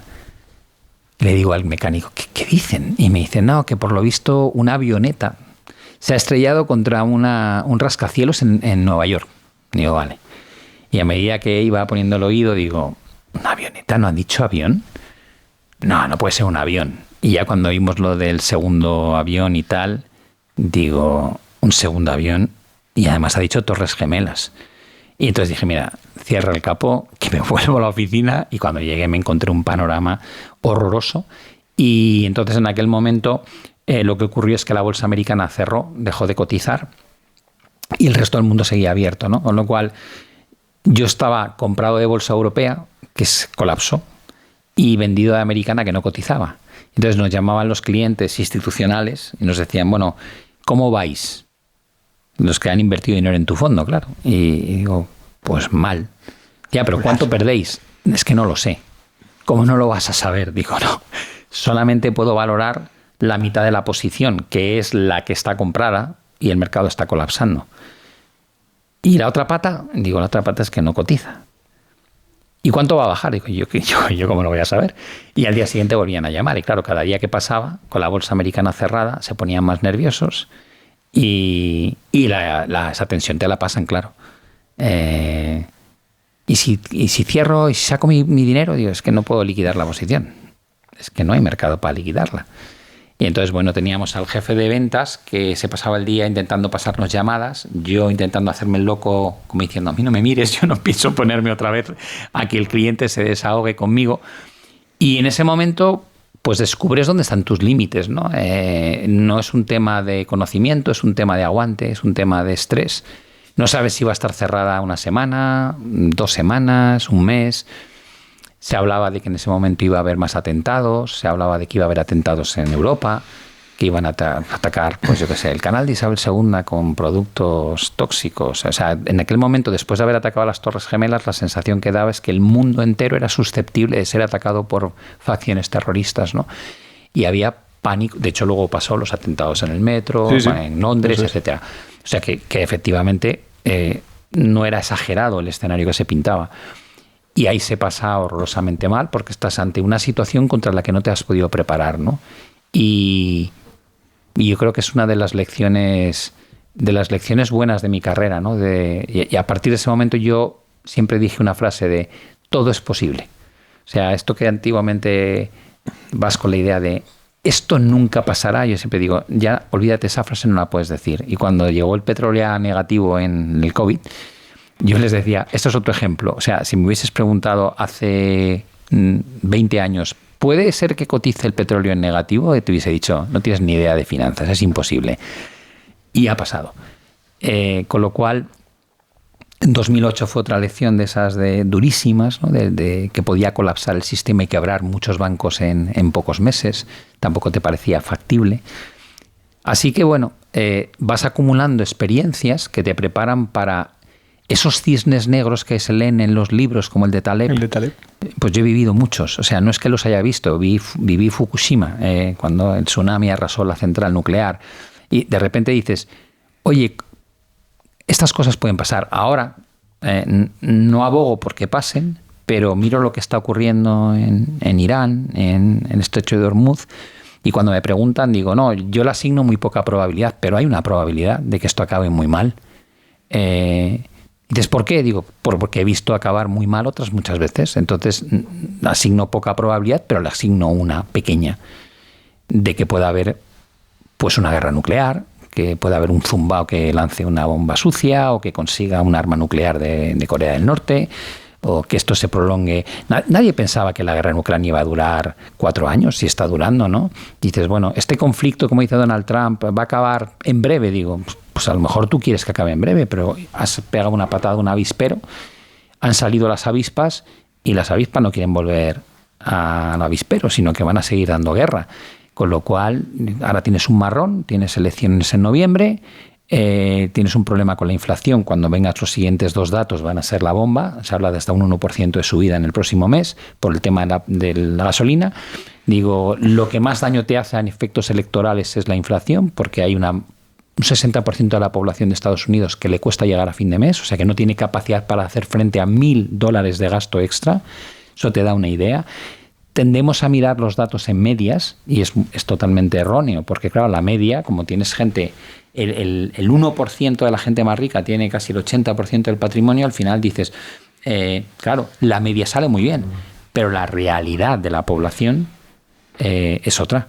Y digo, y esto le va a pasar factura, te aseguro que le va a pasar factura.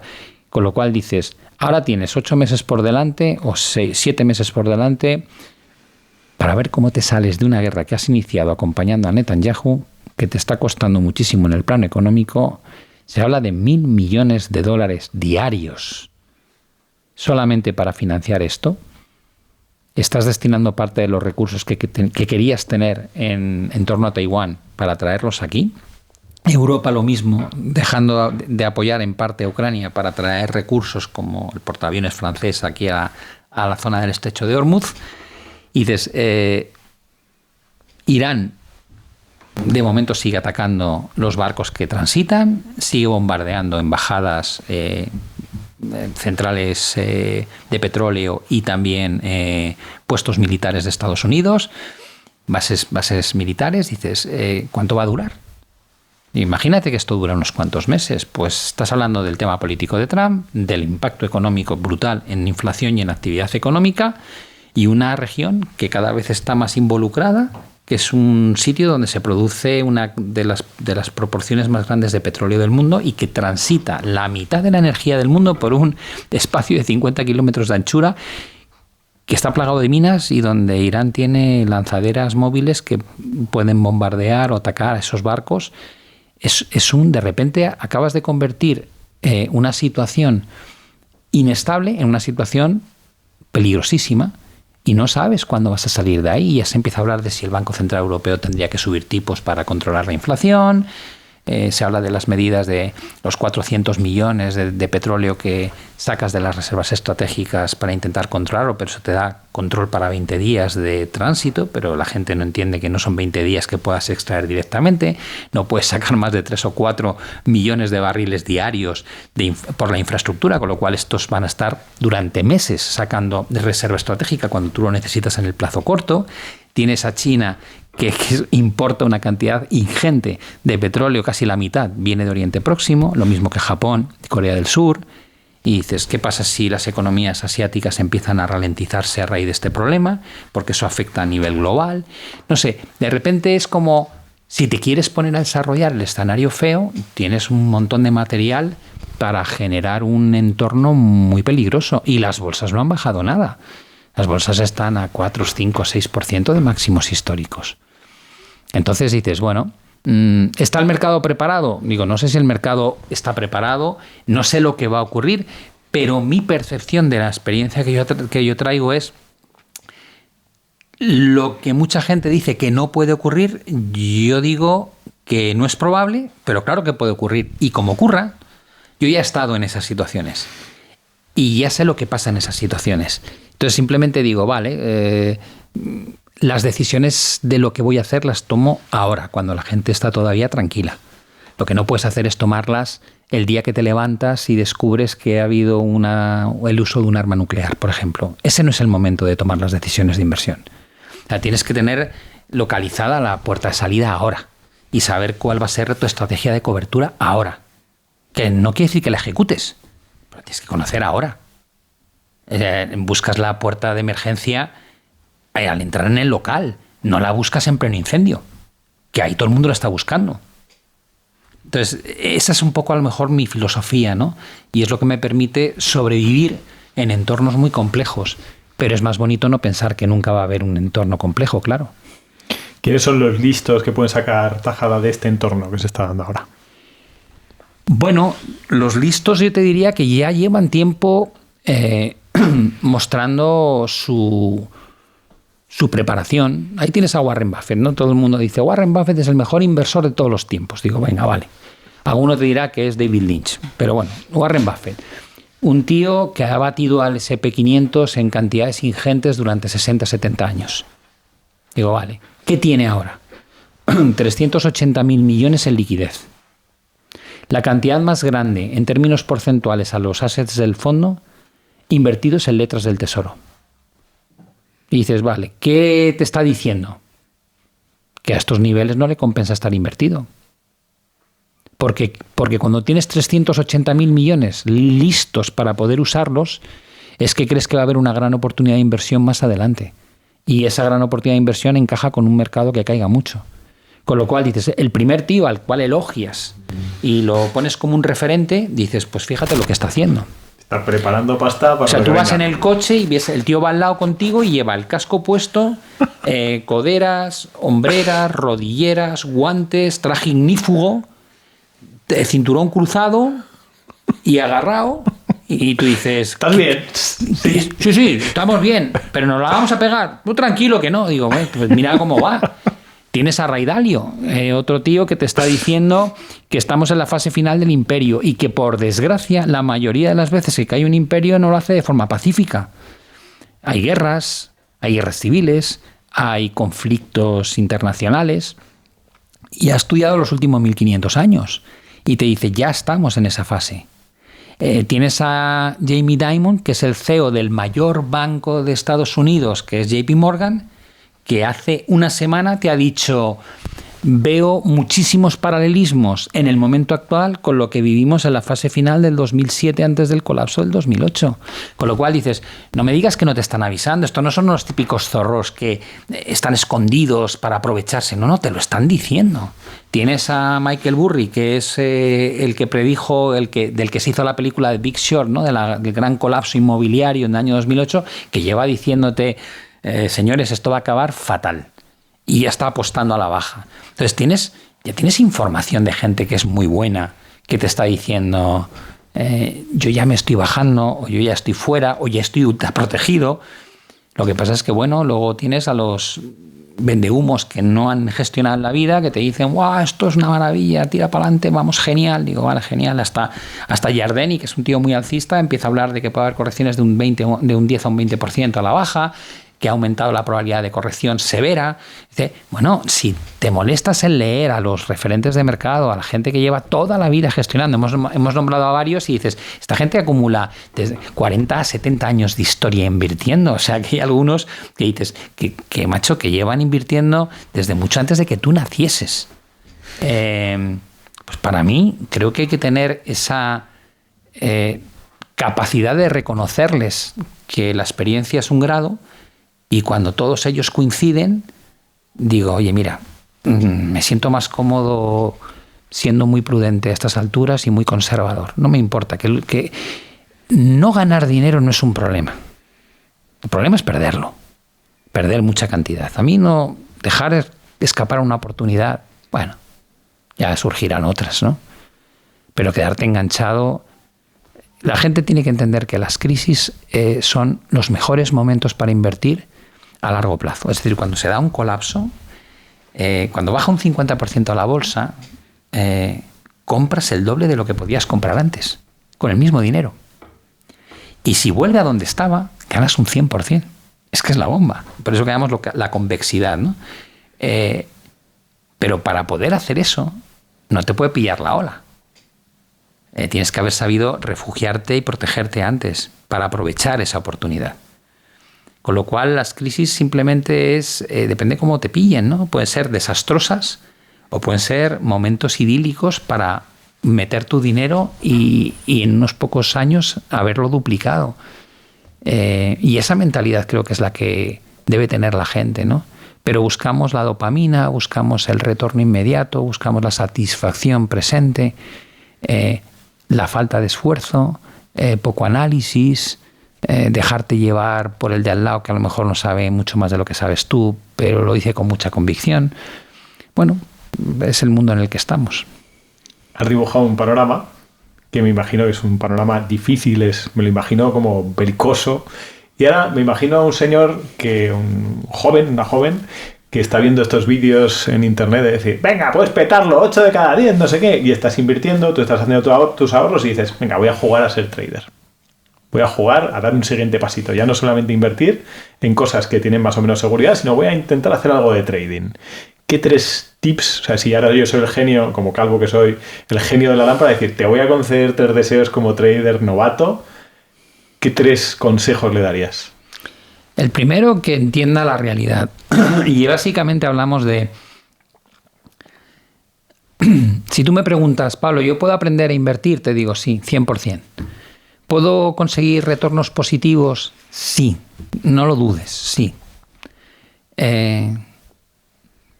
Eso equivale a decirme, ¿puedo aprender a tocar la guitarra? ¿Puedo aprender a jugar al tenis? Te digo, sí. Se te dará mejor o peor, pero sí puedes.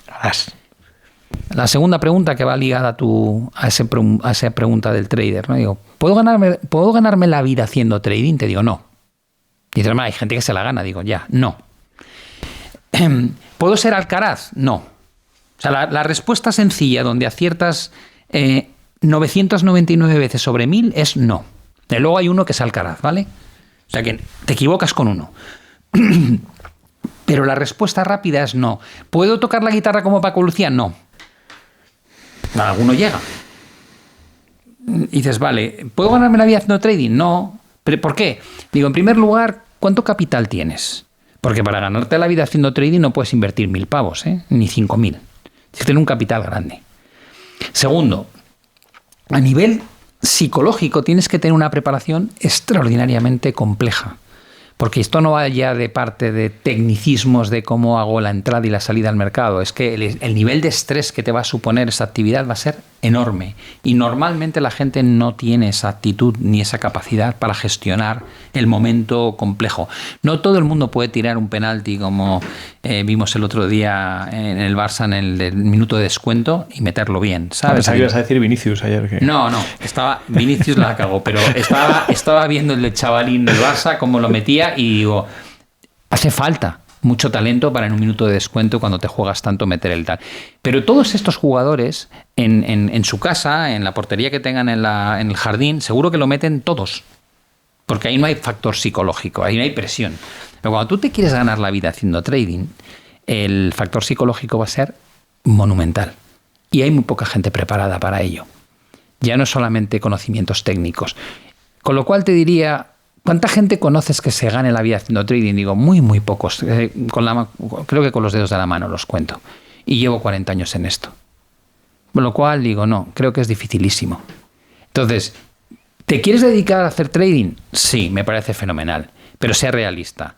Tómatelo como un hobby que pueda convertirse, si tienes mucho talento, en algo profesional, pero parte como una actividad de a ver si le saco dinero. Mientras me gusta, me entretengo y aprendo. Tómatelo desde ese camino. Igual que voy a aprender a jugar al tenis o a tocar la guitarra. Va a estar genial. Y qué bien lo voy a pasar con los amigos. Y pues qué bien cuando ganes dinero. Pero dentro de un concepto realista.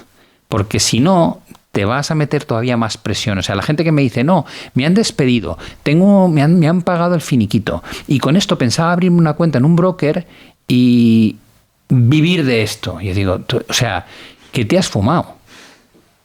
O sea, el dinero que te han pagado, es tu único recurso económico que ahora no estás ingresando, que te han dado, te lo quieres llevar a una actividad en la que no eres un profesional, con toda la carga psicológica, sabiendo que si quemas ese dinero no te queda más.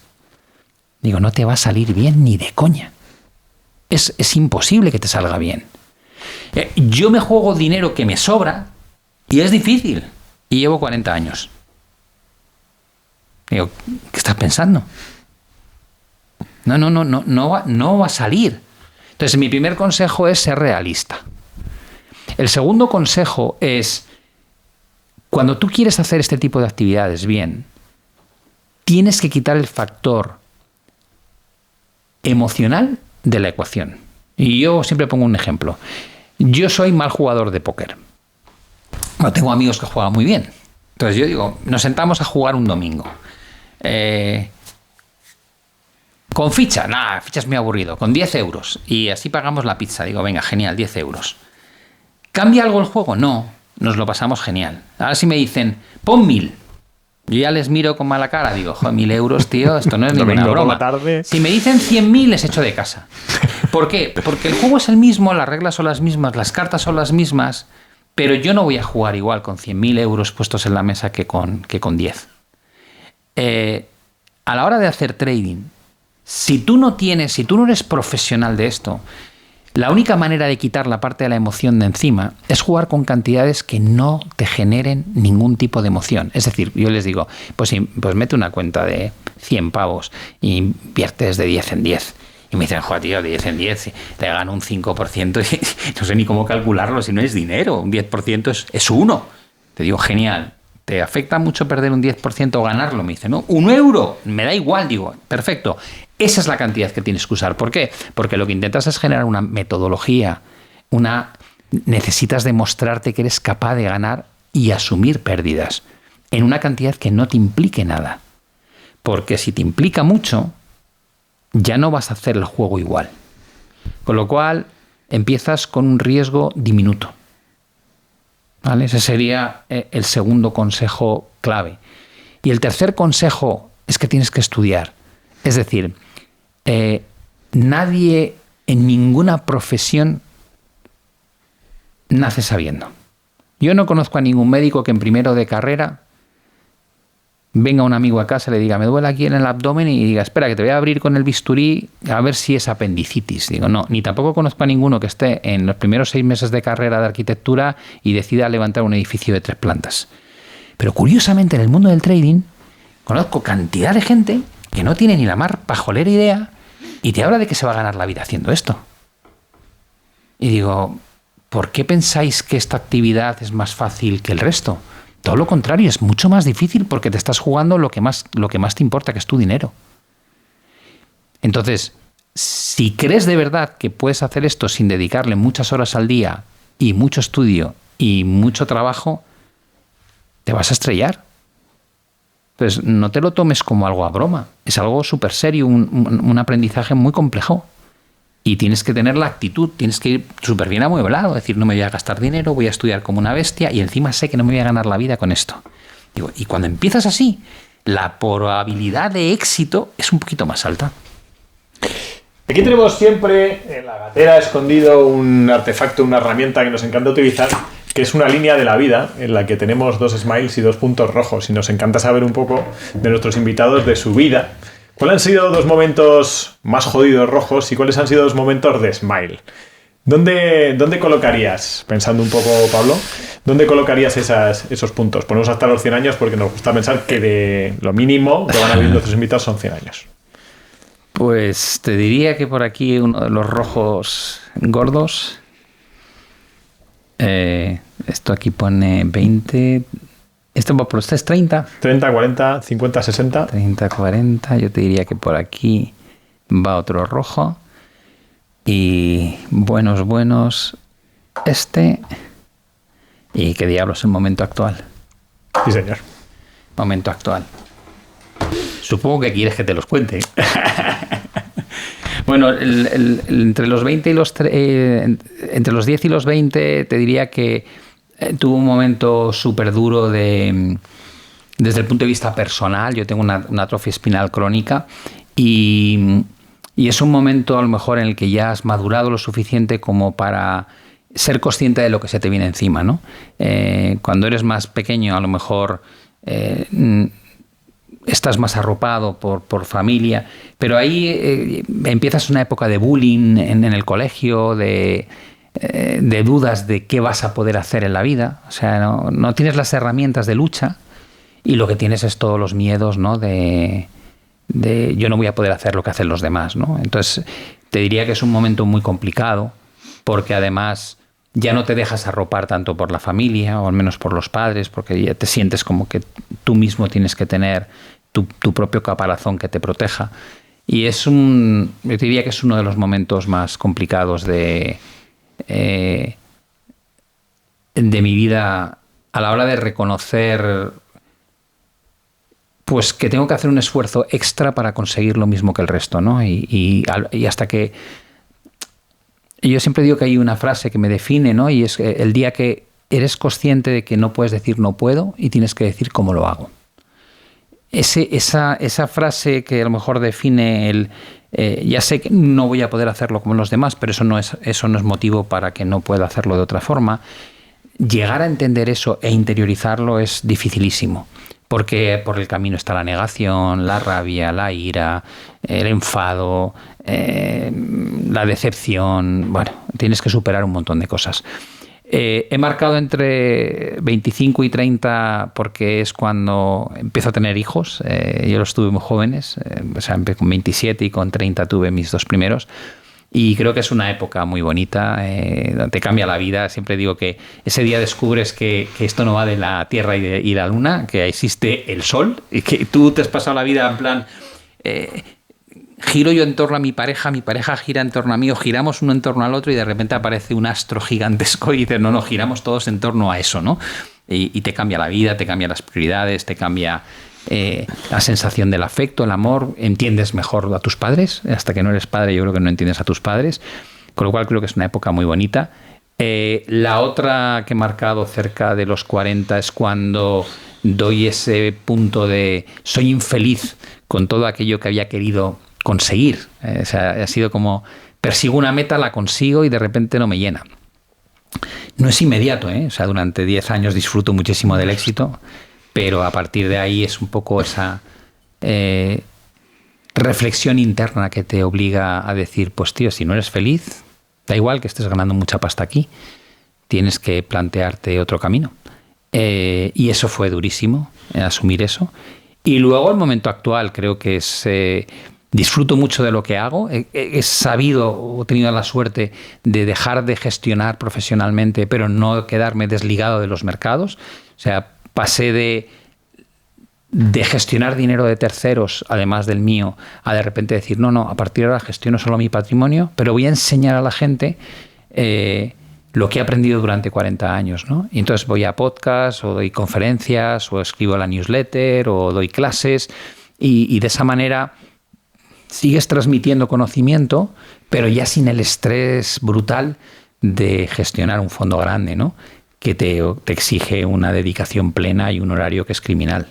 Ojo, recordatorio, todos los domingos a las 4 de la tarde tenemos una nueva entrevista de Morir de Éxito, con historias sorprendentes del éxito, con gente que ha encontrado su propósito a través de planes de acción y medidas reales. Nada de cuentos, no te lo pierdas. Genial, muchas gracias por compartir. Esto se llama Morir de Éxito y a todo el mundo le pido una definición de éxito que has dado, porque para ti el éxito es dedicarte a algo que verdaderamente te apasiona. Efectivamente. Y otra cosa que pedimos es dar un consejo al siguiente entrevistado o entrevistada que no conocer de nada. ¿Tú qué consejo le darías a esa persona? Le diría que probablemente estamos entrando en un mundo nuevo, totalmente nuevo, con reglas nuevas, lo que yo llamo el cambio del orden mundial. Creo que esto pasa cada muchas décadas. La última vez que ocurrió creo que fue a finales de la Segunda Guerra Mundial, y no es algo que pase de forma frecuente. Y entonces yo a toda la gente que me pregunta sobre cómo nos preparamos, yo digo, hay que estudiar mucha historia. La historia se repite a sí misma. Eso que decía Mark Twain, ¿no? La historia no es igual, pero rima, ¿no? Es como, no se repite, pero rima. Creo que está cambiando la forma en que interactuamos a nivel países, a nivel sociedad. Estamos viendo una polarización sin precedentes. Creo que es el momento de dejar de proyectar lo que hemos vivido hacia adelante y empezar a pensar fuera de la caja, que es lo más incómodo que hay. Salir de la zona de confort. Yo a mis hijos les digo, les doy unas chapas, les digo, tíos, lo de la IA, no sois conscientes. O sea, no os hacéis ni la más puñetera idea de lo que va a suponer, no para mí, que voy a cumplir 60 años y que me puedo retirar cuando quiera y vivir bien. Yo viví llegada de Internet en un momento muy bonito en mi vida, pero me pilló con 30 y pocos, y he presenciado los errores garrafales que cometí en mis proyecciones. O sea, cuando yo era un friki de Internet, yo había estudiado en Estados Unidos, manejaba informática cuando aquí no había ordenadores. Yo quise estudiar la carrera de informática, pero aquí solamente existía la escuela y le enseñaban las tarjetas perforadas de Fortran y tal, y yo decía, ¿pero qué es esto? Digo, si yo tenía un Commodore y estaba todo el día programando en BASIC. Bueno, viví Internet como siendo un friki y entendiendo mucho. Y a pesar de eso, todo lo que preveía que iba a ocurrir, me equivoqué de cabo a rabo. No vi venir las redes sociales. Pensé que modelos de negocio que eran exitosos en el año 2000 iban a ser los líderes futuros y se hundieron.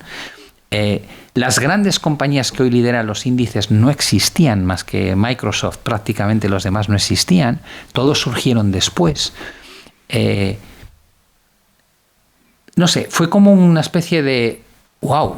Lo que puede pasar en 25 años de revolución tecnológica. Ahora veo la inteligencia artificial y a qué velocidad va. Y yo les miro y digo, chicos, o sea, de verdad, creedme, que no os estáis enterando. O sea, que esto va a ser... Bueno, hay uno de ellos que sí está muy puesto y me dice, ¡buf! Él me dice, ya, el que estudia medicina me dice, me parece que no voy a coger un bisturí en mi vida, ¿no? Porque ya va a ser todo casi robótico, Da Vinci y tal. Digo, sí, o sea, no digo que sea todo, digo, pero prepárate para esto, porque va a ser lo que va a llegar, ¿no? Entonces, son demasiadas cosas. Un sistema social que no puede sobrevivir a una esperanza de vida más larga, una sociedad donde la mitad de la gente no va a tener trabajo porque la IA lo va a replicar, lo va a reponer. Un mundo donde las leyes internacionales cada vez van a pesar menos, donde las autocracias van a ser cada vez más fuertes, donde la inestabilidad geopolítica probablemente va a ser una constante. Creo que es un mundo que no tiene nada que ver con el que hemos vivido nosotros, ¿no? Entonces, mi consejo es: no proyectes lo que has vivido hacia adelante, empieza a pensar en algo distinto. Podrás acertar o no, pero desde luego no va a ser igual. Es un suertudo, una suertuda el siguiente, ¿eh? Ese consejo es solo molido. Me he anotado y me gusta anotarme frases que me resuenan cuando estoy hablando contigo. Y hay unas cuantas frases que se me han quedado que me han gustado mucho, que es al final, tener dinero te da la libertad de poder escoger un camino u otro. Hay una segunda frase que me ha gustado mucho que es, como no lo diga, exploto. Y esa me gusta. Una tercera, que la tengo por aquí, que es, las decisiones de salir se toman antes de entrar. Y podría servir para muchas cosas en la vida. Y que hay que entender también que en la vida la mitad de las veces se pierde. Es así. Y sobre todo, que no te puedes ganar la vida como trader. Deja de pensarlo ya. No te puedes ganar la vida como trader, a no ser que seas Alcaraz. A mí me encanta ejercer la gratitud. Por eso te doy las gracias, Pablo, de haber venido a Morir de Éxito. Pero ¿a quién le debes más gratitud en tu vida? Pues mira, yo te diría que, aunque sea muy manido, ahora ya con mucha edad en la espalda, creo que lo que han hecho mis padres por mí, no tanto en el plano de la preparación profesional, sino en la preparación personal. O sea, yo ahora valoro lo que mis padres se atrevieron a hacer conmigo, que tenía una enfermedad degenerativa como es una atrofia espinal crónica. Yo, por ejemplo, con 17 años me fui a Estados Unidos un año, no había más internet, no había móviles. O sea, te ibas de verdad, desconectado. Y me acuerdo cuando pregunté, ¿y podemos hablar por teléfono? Y me dijeron, sí, en Navidad y el día de tu cumpleaños. Todo o sea, era que ese día lo que quieras. Vas a hablar dos veces en un año. Mi hermano había ido el año anterior y mis padres es que ni lo cuestionaron, ¿no? Y dijeron, pues año que viene vas tú. Y claro, para mí entonces no me pareció una decisión tan complicada. Ahora me pongo en su piel y digo, madre mía, las dudas que tendrían de estamos haciendo lo correcto, no es una locura, no lo estamos sentenciando. Nos compraron una moto con 12 años y me acuerdo que pues era para mi hermano y para mí, ¿no? Y yo me pegaba unos galletazos porque no tenía fuerza en las piernas para aguantar bien la moto, pero mi padre en ningún momento dijo, no, tú no puedes porque te vas a caer mucho, no vas a poder frenar bien o no vas a... No, era como, bueno, pues ya se apañará, ya se buscará las vueltas, ¿no? En ese sentido creo que han hecho un ejercicio de confianza brutal, se han guardado todos sus miedos para ellos y eso ha forjado la personalidad que yo tengo hoy, ¿no? Y de la que me siento orgulloso porque me ha permitido hacer muchas cosas que sobre el papel no podía hacer. Si hubiesen sobreprotegido a su hijo, si hubiesen querido que no me lastimase, probablemente no viviría como vivo, no habría hecho lo que he hecho. Y por eso, cuando me has preguntado antes lo de tú a tus hijos les dices las cosas a la cara, digo, si es que creo que es la forma. O sea, cuanta más confianza tienes con alguien, más fácil resulta ser duro.